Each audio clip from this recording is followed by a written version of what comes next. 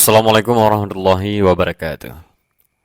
Di sebuah universitas ternama, Profesor Richard dikenal sebagai dosen filsafat yang tajam dan skeptis terhadap agama. Setiap perkuliahannya selalu diwarnai perdebatan sengit, menantang mahasiswa untuk berpikir kritis. Baginya, keyakinan hanyalah ilusi yang tidak dapat bertahan di hadapan logika dan sains. Namun, segalanya berubah ketika seorang mahasiswa baru bernama Yusuf memasuki kelasnya. Berbeda dari yang lain, Yusuf tidak gentar menghadapi pertanyaan-pertanyaan tajam sang profesor. Dengan jawaban yang tak terduga, ia memicu perdebatan yang bukan hanya mengguncang kelas, tetapi juga mengguncang keyakinan Profesor Richard sendiri. Di antara benturan akal dan iman, manakah yang akan bertahan? Ruang kuliah filsafat di Universitas Westburg selalu menjadi tempat yang penuh dengan ketegangan intelektual. Di sini mahasiswa tidak hanya belajar teori, tetapi juga diuji keberanian mereka dalam berpikir kritis. Di depan kelas, Profesor Richard berdiri dengan tatapan tajam.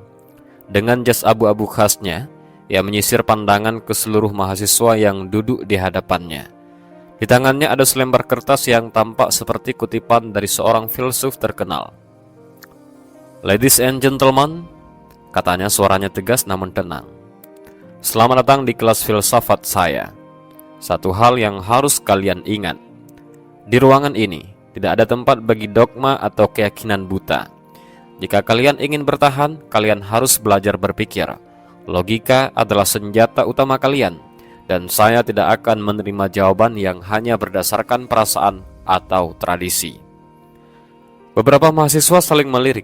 Mereka tahu reputasi Profesor Richard, dosen yang dikenal skeptis terhadap agama dan tidak ragu untuk meruntuhkan kepercayaan mahasiswa yang datang dengan keyakinan tanpa dasar yang kuat. Baik, mari kita mulai dengan pertanyaan sederhana. Profesor Richard meletakkan kertasnya di meja dan melangkah ke tengah kelas. "Siapa di antara kalian yang percaya pada Tuhan?" Beberapa tangan terangkat, meski ragu-ragu. Sebahagian lainnya memilih diam, khawatir mendapat pertanyaan lanjutan yang sulit dijawab. Profesor itu tersenyum tipis. "Menarik. Sekarang pertanyaan berikutnya, bisakah kalian membuktikan bahwa Tuhan itu ada?" Kelas menjadi sunyi. Mahasiswa yang tadi mengangkat tangan saling berpandangan, mencari siapa yang berani menjawab lebih dulu. Di antara mereka seorang pemuda duduk tenang di barisan tengah. Ia mengenakan kemeja putih sederhana dan memiliki sorot mata yang tajam. Berbeda dari mahasiswa lain yang tampak cemas, ekspresinya tetap tenang. Pemuda itu mengangkat tangannya. "Nama saya Yusuf, Profesor," katanya dengan suara yang jelas. "Dan saya akan mencoba menjawab pertanyaan Anda." Seketika suasana kelas berubah. Semua mata tertuju pada Yusuf, termasuk Profesor Richard yang kini menatapnya dengan minat. "Baik Yusuf," kata sang profesor sambil menyilangkan tangan di dadanya. "Silakan buktikan keberadaan Tuhan kepada saya." Seluruh kelas menahan nafas. Mereka tahu ini bukan sekedar pertanyaan biasa. Ini adalah awal dari sebuah perdebatan yang akan mengguncang ruang kuliah tersebut, dan mungkin lebih dari itu. Profesor Richard menatap Yusuf dengan penuh perhatian. Mahasiswa lain juga menunggu dengan rasa ingin tahu. Jarang ada yang berani langsung menanggapi tantangan sang profesor. Yusuf tetap tenang. Ia menarik nafas sejenak sebelum menjawab. Suaranya mantap namun tidak arogan. "Profesor, sebelum saya menjawab pertanyaan Anda, izinkan saya bertanya sesuatu. Apakah Anda percaya pada keberadaan akal dan kesadaran?" Profesor Richard menyipitkan matanya, sedikit terkejut dengan pendekatan Yusuf. Tentu saja, akal dan kesadaran adalah bahagian dari realitas manusia. "Lalu, bisakah Anda menunjukkan kepada saya? Bisakah Anda membuktikan akal itu ada secara empiris, seperti halnya kita melihat benda fisik?" Kelas terdiam. Beberapa mahasiswa mulai tampak berpikir. Profesor Richard tersenyum tipis. Akal dan kesadaran bukanlah benda fisik, tetapi kita dapat melihat manifestasinya melalui tindakan, pemikiran, dan komunikasi manusia. Yusuf mengangguk. Tepat sekali, Profesor. Kita tidak bisa melihat akal secara langsung, tetapi kita tahu ia ada melalui efek dan pengaruhnya. Demikian pula, keberadaan Tuhan dapat dilihat melalui ciptaannya, keteraturan alam, dan hukum-hukum yang mengatur kehidupan. Beberapa mahasiswa mengangguk pelan, mulai memahami arah pemikiran Yusuf. Namun, Profesor Richard tetap skeptis. Itu hanyalah analogi. Fakta ilmiah berbeda. Alam semesta mengikuti hukum-hukum fisika yang bisa dijelaskan tanpa perlu melibatkan Tuhan. Yusuf tersenyum. Saya setuju bahwa alam memiliki hukum-hukumnya sendiri. Tapi pertanyaannya, dari mana hukum-hukum itu berasal? Apakah keteraturan yang begitu sempurna muncul begitu saja tanpa ada yang mengaturnya? Profesor Richard terdiam sejenak. Ia tahu ini adalah salah satu argumen klasik dalam filsafat ketuhanan. Tiba-tiba seorang mahasiswa lain mengangkat tangan. Profesor, bolehkah saya ikut dalam diskusi ini? Profesor Richard mengangguk, memberi isyarat agar mahasiswa itu berbicara. Bagaimana jika alam semesta ini terjadi secara kebetulan, seperti debu kosmik yang bertabrakan dan akhirnya membentuk sistem yang kita kenal sekarang? Yusuf tersenyum, seolah sudah menantikan pertanyaan itu. Ia meraih sebuah pulpen dari meja di depannya dan menjatuhkannya ke lantai. Profesor, jika saya menjatuhkan pulpen ini 100 kali, apakah menurut Anda ia bisa jatuh dan tersusun seperti sebuah kalimat bermakna? Beberapa mahasiswa tertawa kecil, tetapi Yusuf melanjutkan dengan serius. Jika sebuah pulpen saja tidak bisa tersusun secara acak menjadi sesuatu yang bermakna, bagaimana mungkin seluruh alam semesta yang jauh lebih kompleks ini terbentuk hanya dari kebetulan? Kelas kembali sunyi. Bahkan Profesor Richard terlihat sedang mempertimbangkan jawaban. Setelah beberapa saat ia berkata, "Baik Yusuf, argumenmu menarik. Namun saya masih belum puas. Besok kita lanjutkan diskusi ini dengan pertanyaan lain." Ia tersenyum menatap Yusuf dengan penuh minat. Dan disitulah semuanya dimulai, perdebatan panjang yang akan mengubah cara pandang lebih dari satu orang di ruangan itu. Hari berikutnya, suasana di ruang kuliah terasa berbeda. Para mahasiswa datang lebih awal dari biasanya, seolah menantikan kelanjutan perdebatan antara Profesor Richard dengan Yusuf. Profesor Richard memasuki kelas dengan langkah mantap. Ia meletakkan tasnya di atas meja, menatap Yusuf dengan senyum penuh tantangan. Baiklah Yusuf, kemarin kamu memberikan argumen bahwa keteraturan alam semesta menunjukkan adanya Tuhan. Tapi hari ini saya ingin membahas sesuatu yang lebih mendasar. Ia berhenti sejenak lalu bertanya dengan suara lantang.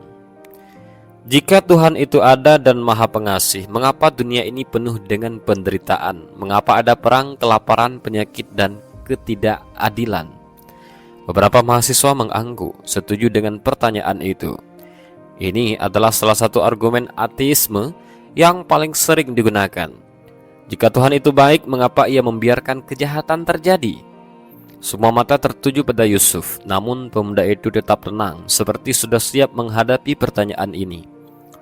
Profesor, apakah Anda percaya bahwa kebebasan itu penting? Tanyanya. Profesor Richard mengernyitkan dahi. Tentu saja, kebebasan berpikir dan bertindak adalah hak fundamental manusia. Yusuf mengangguk. Kalau begitu, Anda setuju bahwa manusia harus diberi kebebasan untuk memilih antara baik dan buruk? Profesor mulai memahami arah pembicaraan ini. Iya, tetapi itu tidak menjawab pertanyaan saya. Mengapa Tuhan mengizinkan kejahatan? Yusuf tersenyum. Karena tanpa kebebasan memilih, manusia hanyalah robot tanpa kehendak. Tuhan menciptakan manusia dengan akal dan hati nurani agar mereka bisa memilih untuk berbuat baik atau buruk.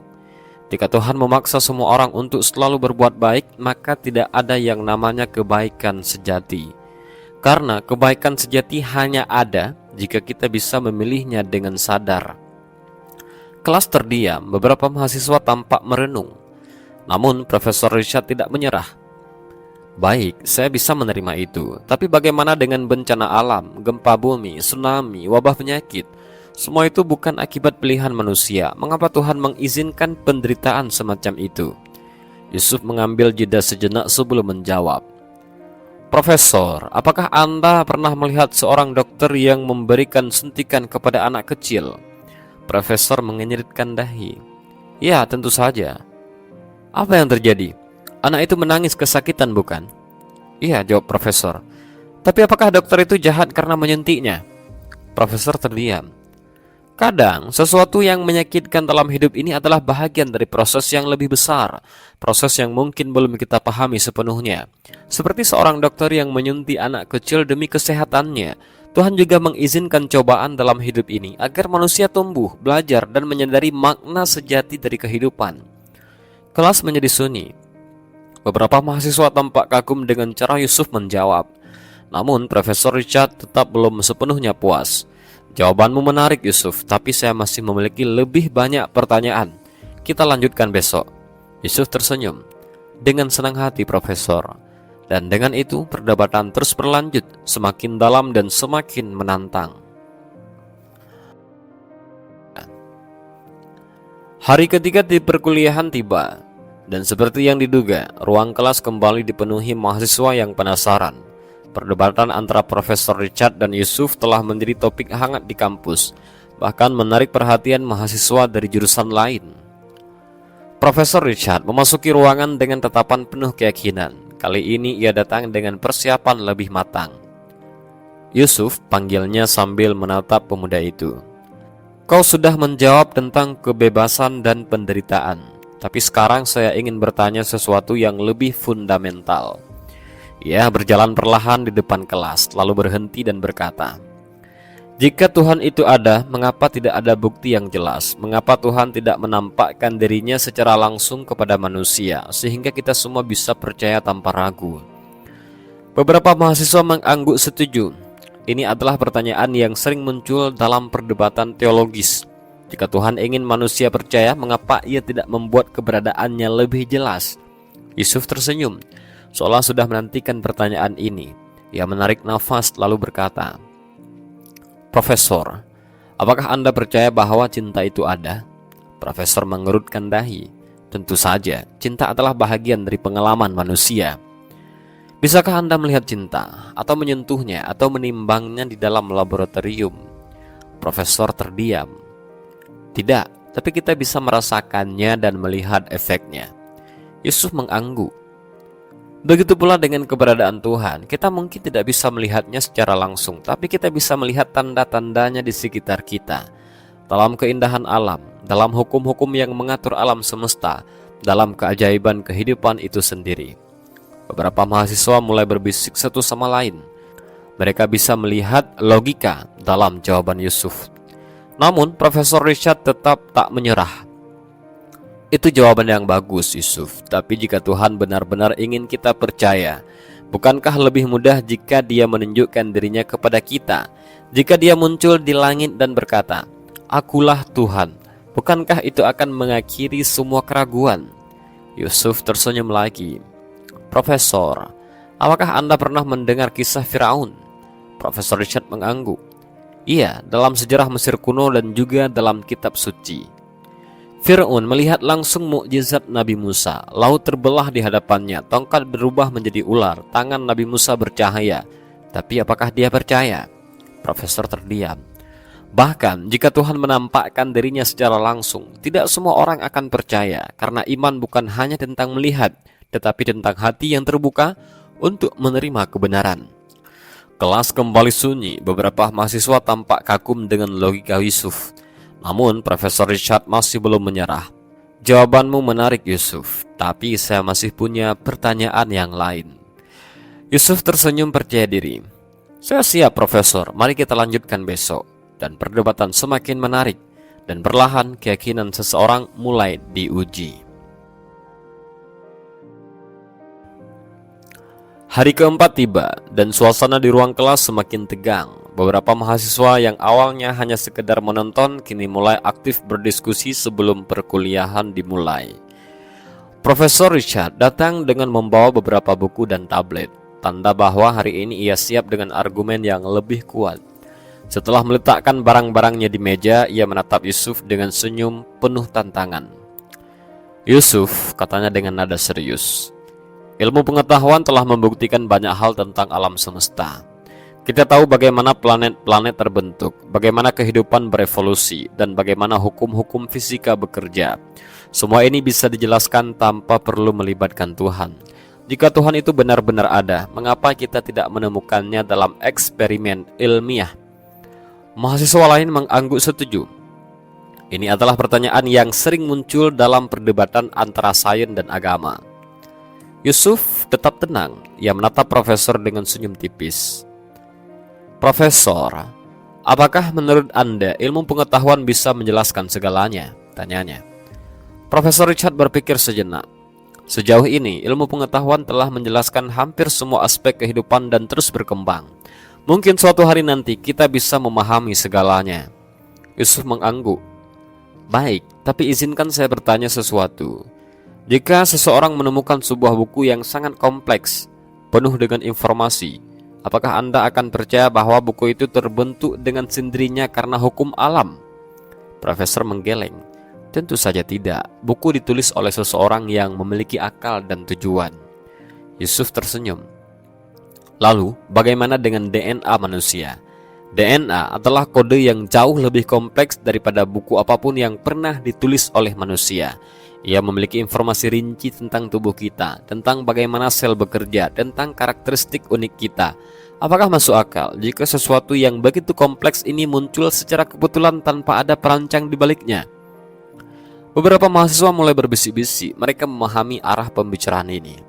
Namun Profesor Richard tetap skeptis. Evolusi dan seleksi alam dapat menjelaskan bagaimana kehidupan berkembang. DNA tidak muncul begitu saja, tapi melalui proses bertahap selama miliaran tahun.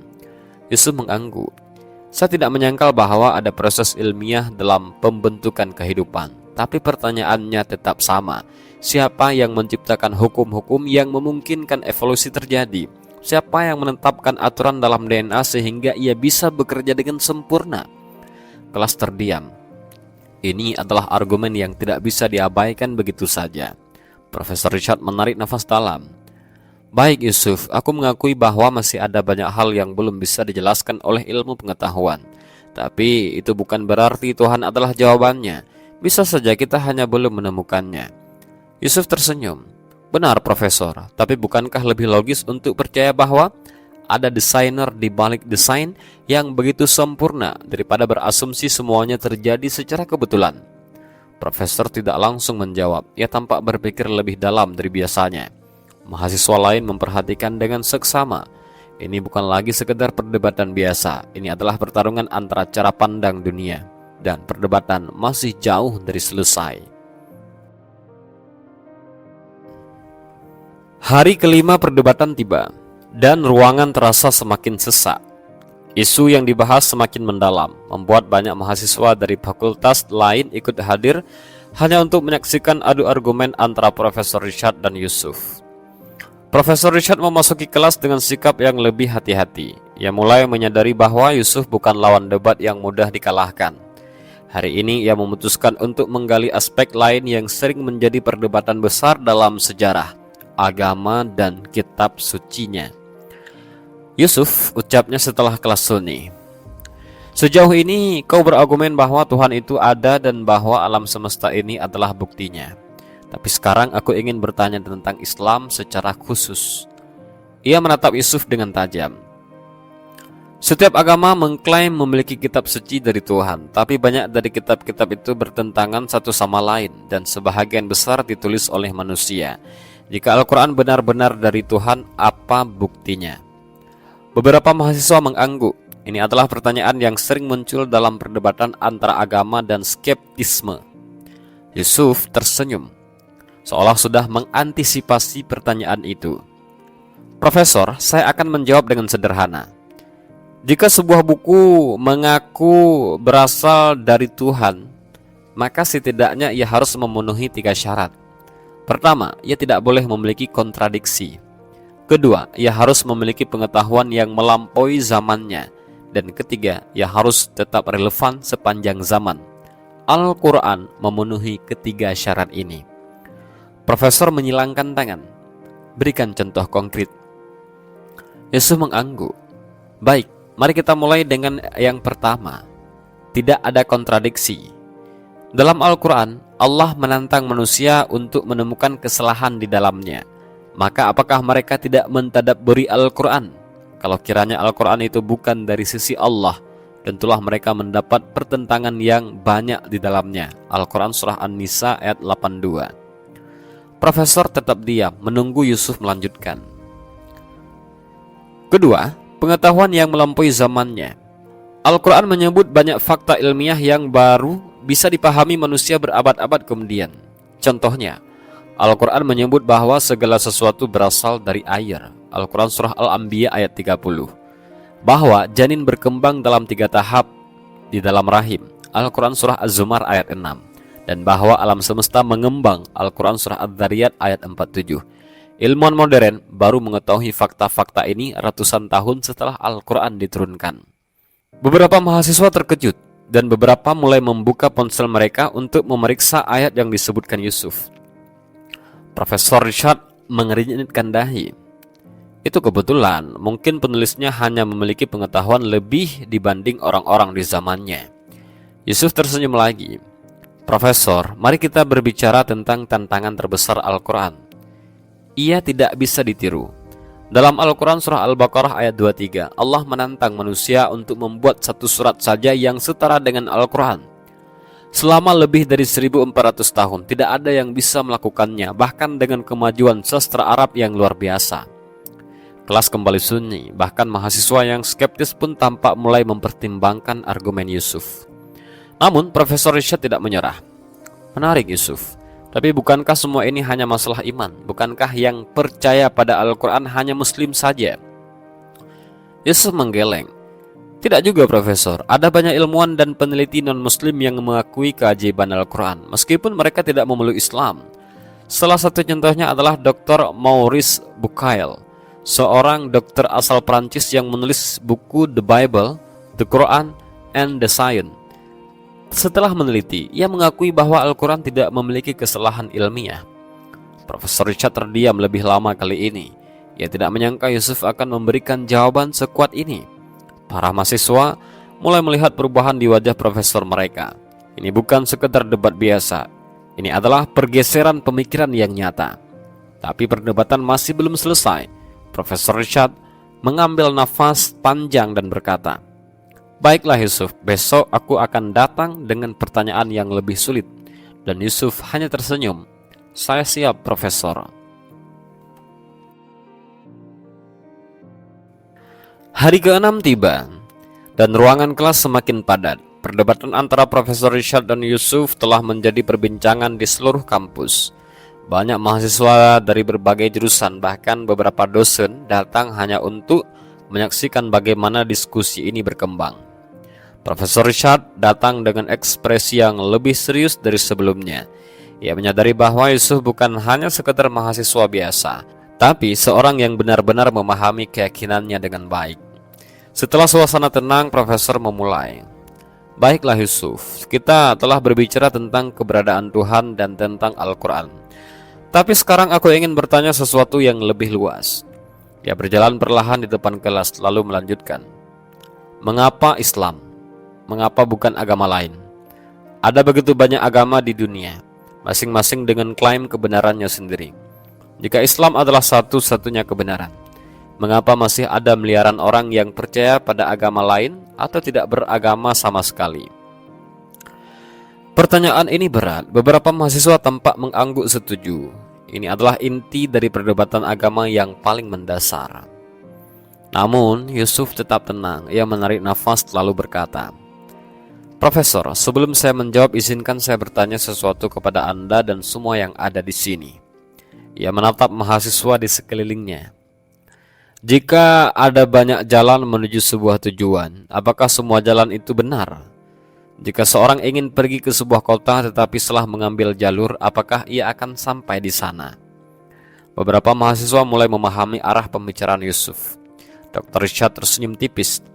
Tentu saja, jika seseorang salah jalan, ia tidak akan sampai ke tujuan. Yusuf mengangguk. Begitu pula dengan agama. Jika tujuan kita adalah menemukan kebenaran dan mengenal Tuhan yang sebenarnya, maka tidak semua jalan bisa benar. Karena jika semua agama benar, maka tidak ada yang benar. Profesor menyipitkan mata. Baik, tapi bagaimana kamu bisa yakin bahwa Islam adalah jalan yang benar? Yusuf tersenyum. Karena Islam memiliki 3 hal yang tidak dimiliki agama lain. Keesaan Tuhan yang mutlak, kitab suci yang tidak bisa berubah, dan sistem hidup yang sempurna. Kelas Sunni, semua menunggu penjelasan lebih lanjut. Yang pertama, keesaan Tuhan yang mutlak. Dalam Islam, Tuhan itu esa, tidak beranak dan tidak diperanakkan. Tidak ada konsep yang membingungkan seperti Trinitas atau dewa yang memiliki bentuk manusia. Konsep tauhid dalam Islam begitu sederhana dan logis, sesuai dengan fitrah manusia. Kedua, kitab suci yang tidak berubah. Semua kitab suci agama lain telah mengalami perubahan atau ditulis oleh manusia setelah Nabi mereka wafat. Tapi Al-Quran selama 1400 tahun tetap sama tanpa perubahan satu huruf pun. Bahkan jika seluruh Al-Quran di dunia dihancurkan hari ini, ia bisa ditulis kembali dari hafalan jutaan orang yang menghafalnya. 3. Sistem hidup yang sempurna. Islam bukan hanya agama, tetapi juga sistem hidup. Dari cara makan, cara berpakaian, hingga sistem ekonomi dan pemerintahan, semua diatur dengan sempurna. Tidak ada agama lain yang memberikan petunjuk sejelas Islam dalam semua aspek kehidupan. Profesor Richard tampak berpikir dalam. Tiba-tiba seorang mahasiswa lain mengangkat tangan. Tapi bagaimana dengan agama lain yang juga mengajarkan kebaikan? Yusuf tersenyum. Ada banyak obat di dunia, tapi hanya satu yang benar-benar bisa menyembuhkan penyakit tertentu. Islam bukan hanya tentang berbuat baik. Islam adalah tentang mengenal Tuhan dengan benar dan menjalani hidup sesuai dengan hukumnya. Kelas kembali hening. Profesor Richard akhirnya menghela nafas. Ia mulai menyadari bahwa Yusuf tidak hanya mengandalkan argumen emosional, tetapi benar-benar memiliki dasar yang kuat dalam jawabannya. Namun perdebatan ini belum berakhir. Baik Yusuf, kata Profesor Richard, besok aku akan menanyakan sesuatu yang lebih berat lagi. Mari kita lihat apakah Islam masih bisa menjawabnya. Dan Yusuf seperti biasa hanya tersenyum. Saya siap, Profesor. Hari ke-7 perdebatan tiba dan ruangan kelas kini terasa semakin sesak. Perdebatan antara Profesor Richard dan Yusuf sudah menjadi fenomena di kampus. Bahkan beberapa wartawan mahasiswa mulai meliput diskusi ini. Saat kelas dimulai, Profesor Richard menyandarkan tubuhnya ke meja dan menatap Yusuf dengan ekspresi penuh keyakinan. Hari ini aku ingin bertanya sesuatu yang lebih mendasar, katanya. Kau telah berargumen bahwa Islam adalah jalan yang benar. Tapi jika Islam benar, mengapa banyak Muslim yang buruk? Mengapa ada korupsi di negara-negara Muslim? Mengapa ada terorisme? Mengapa banyak Muslim yang tidak mencerminkan ajaran agamanya? Beberapa mahasiswa tersenyum, seolah pertanyaan ini sudah cukup untuk membungkam Yusuf. Namun Yusuf tetap tenang. Ia menghela nafas lalu berkata, Profesor, ini pertanyaan yang sangat menarik dan sering sekali diajukan. Tapi sebelum saya menjawab, izinkan saya bertanya. Ia menatap mahasiswa di sekelilingnya. Jika seseorang yang mengaku dokter melakukan malpraktek, apakah kita menyalahkan ilmu kedokteran? Jika ada orang yang mengaku ilmuwan tapi menyebarkan kebohongan, apakah kita menyalahkan ilmu pengetahuan? Kelas terdiam sejenak. Profesor Richard mengangguk pelan. Tidak. Kita tidak bisa menyalahkan bidang ilmunya. Yang salah adalah individu yang menyalahgunakan ilmunya. Yusuf tersenyum. Begitu juga dengan Islam. Jika ada manusia yang berbuat buruk, itu bukan karena Islam yang salah, tapi karena individu itu sendiri tidak mengamalkan Islam dengan benar. Kelas mulai berbisik-bisik. Beberapa mahasiswa tampak berpikir.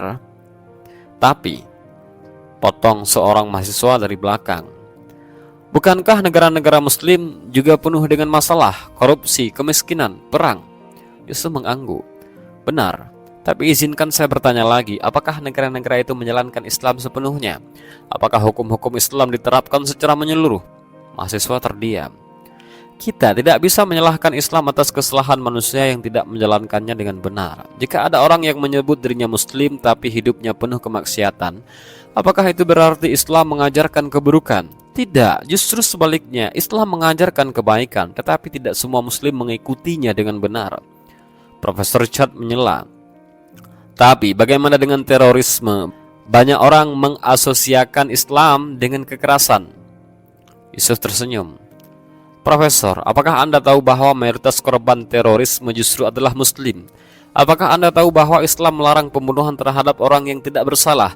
Dalam Al-Quran, Allah berfirman, barang siapa membunuh seorang manusia, bukan karena orang itu membunuh orang lain atau bukan karena membuat kerusakan di muka bumi, maka seakan-akan dia telah membunuh semua manusia. Al-Quran Surah Al-Ma'idah ayat 32. Beberapa mahasiswa mulai mencatat ayat itu. Terorisme bukan ajaran Islam, itu adalah penyimpangan, sama seperti perang dunia yang dilakukan oleh negara-negara non-muslim. Kita tidak mengatakan bahwa semua orang dari negara tersebut adalah buruk. Begitu pula, tindakan beberapa oknum muslim tidak bisa dijadikan dasar untuk menilai seluruh ajaran Islam. Profesor Richard menghela nafas panjang. Ia tampak mulai memahami sudut pandang Yusuf. Kelas kembali sunyi. Seorang mahasiswa yang sejak awal skeptis akhirnya bertanya dengan suara pelan. Jadi, kalau begitu bagaimana cara kita menilai Islam? Yusuf tersenyum lembut. Jangan nilai Islam dari muslimnya, nilailah Islam dari ajarannya. Jika Anda ingin menilai sebuah mobil, Anda tidak melihat pengemudinya, tapi melihat kualitas mesinnya. Begitu juga dengan Islam, lihatlah Al-Quran, hadis, dan bagaimana Islam mengatur kehidupan dengan sempurna. Ruangan terasa berat oleh kesadaran yang baru. Profesor Richard mengangguk. Baik Yusuf, aku akui jawabanmu cukup masuk akal. Tapi aku masih punya satu pertanyaan besar yang akan aku tanyakan besok. Dan sekali lagi Yusuf tersenyum. Saya siap, Profesor.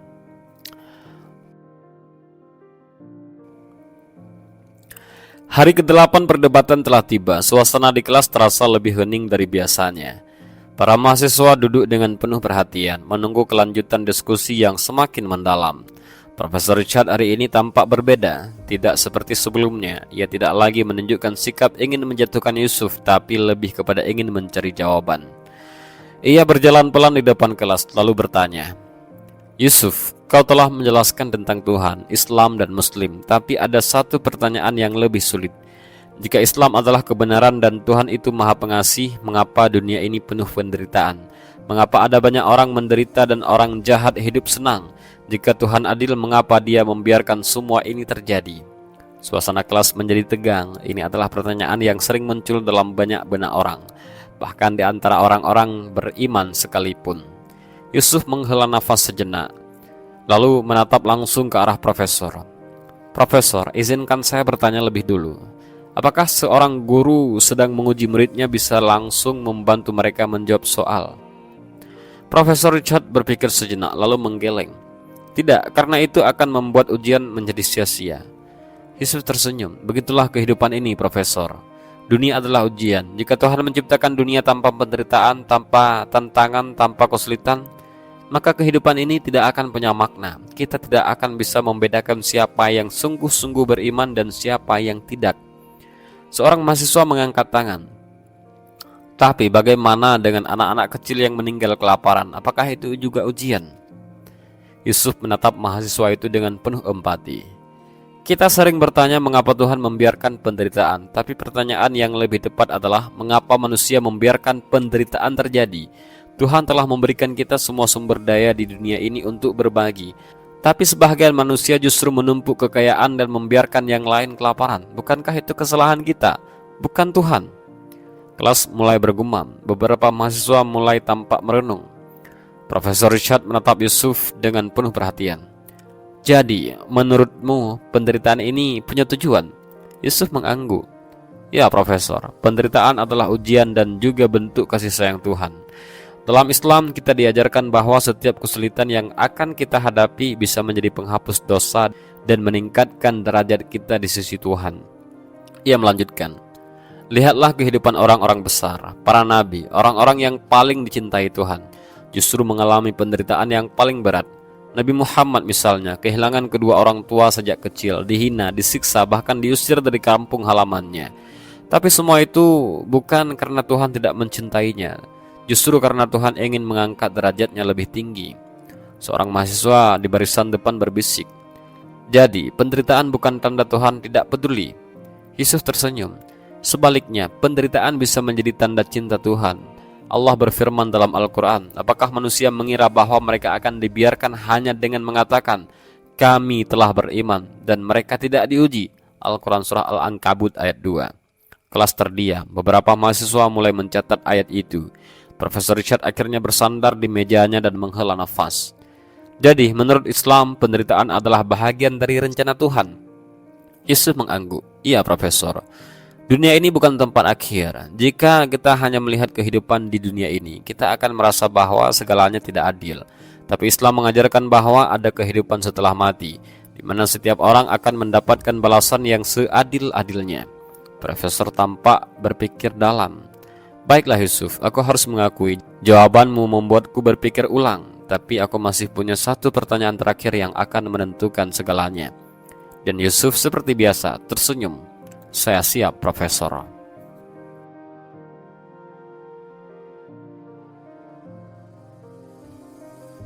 Hari ke-9, ruangan kelas dipenuhi oleh mahasiswa yang bahkan tidak terdaftar dalam mata kuliah Profesor Richard. Perdebatan antara sang profesor dan Yusuf telah menjadi fenomena di kampus. Banyak yang penasaran, terutama dengan pertanyaan terakhir yang akan diajukan.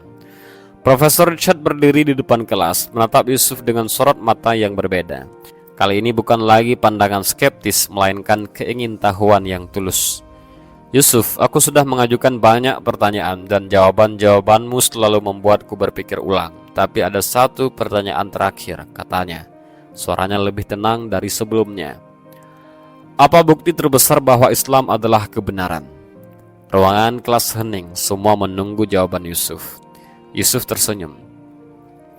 Profesor, sebelum saya menjawab, izinkan saya bertanya kepada Anda dan teman-teman di sini. Jika kita ingin mencari tahu kebenaran tentang sesuatu, apa yang harus kita lakukan? Seorang mahasiswa menjawab, kita harus melihat bukti dan membandingkannya dengan kenyataan. Yusuf mengangguk. Benar.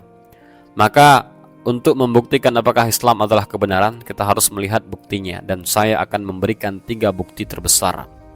1. Al-Quran, kitab yang tidak bisa ditandingi. Bukti pertama adalah Al-Quran. Jika Islam bukan dari Tuhan, maka seharusnya manusia bisa membuat sesuatu yang serupa dengannya. Tapi sejak 1400 tahun lalu, tidak ada yang bisa menandingi keindahan, keilmuan, dan keakuratan Al-Quran, meskipun tantangan untuk meniru satu surat saja telah ada dalam kitab itu sendiri. Yusuf melanjutkan, selain itu, Al-Quran memiliki banyak fakta ilmiah yang baru ditemukan di era modern, seperti proses pembentukan embrio dalam rahim yang dijelaskan secara detail dalam surah Al-Mu'minun ayat 12-14. Bagaimana mungkin seseorang pria di padang pasir pada abad ke-7 bisa mengetahui hal ini tanpa teknologi? Beberapa mahasiswa mulai mencari ayat itu di ponsel mereka. Kedua, Nabi Muhammad manusia yang tak tergantikan. Bukti kedua adalah Nabi Muhammad. Jika Islam bukan kebenaran, bagaimana mungkin seorang pria yang tidak bisa membaca dan menulis, hidup di masyarakat jahiliyah, bisa membawa ajaran yang mengubah dunia? Bagaimana mungkin ia bisa meramalkan peristiwa yang terjadi jauh setelah wafatnya? Yusuf kemudian menyebutkan beberapa nubuat Nabi Muhammad yang terbukti benar, seperti penaklukan Konstantinopel, penyebaran riba, dan bangunan-bangunan tinggi di Arab. Mahasiswa mulai berbisik-bisik, sebahagian terlihat kagum. Ketiga, perubahan nyata dalam kehidupan manusia. Bukti ketiga adalah perubahan yang Islam bawa kepada manusia. Lihatlah bagaimana Islam mengubah para sahabat Nabi dari masyarakat jahiliyah menjadi orang-orang yang berakhlak tinggi. Lihatlah bagaimana banyak orang, bahkan di zaman modern, menemukan ketenangan dalam Islam, meskipun sebelumnya hidup dalam kebingungan dan kehampaan. Yusuf tersenyum, lalu menambahkan, dan bukti terbesar bagi setiap individu adalah pengalaman pribadinya sendiri. Jika Anda ingin tahu apakah Islam benar, jangan hanya melihat Muslim, jangan hanya membaca teori, tapi coba jalankan Islam dalam kehidupan sehari-hari. Lihat bagaimana ia mengubah diri Anda. Profesor Richard terdiam lama. Ia menatap Yusuf lalu menundukkan kepala seakan berpikir keras. Akhirnya ia berkata, "Jawabanmu masuk akal. Aku tak bisa menyangkal bahwa Islam memiliki sesuatu yang berbeda. Aku tak bisa menjawabnya dengan argumen rasional." Ia menghela nafas lalu melanjutkan, "Aku butuh waktu untuk merenungkan semua ini." Yusuf tersenyum lembut. "Profesor, saya tidak meminta Anda langsung percaya. Tapi jika Anda sungguh ingin mencari kebenaran, berdoalah dengan tulus, mintalah kepada Tuhan yang menciptakan Anda. Ya, Tuhan, jika Islam benar, maka tunjukkanlah kebenaran padaku." Ruangan menjadi sunyi. Hari itu perdebatan berakhir. Tapi bagi Profesor Richard, pencariannya baru saja dimulai.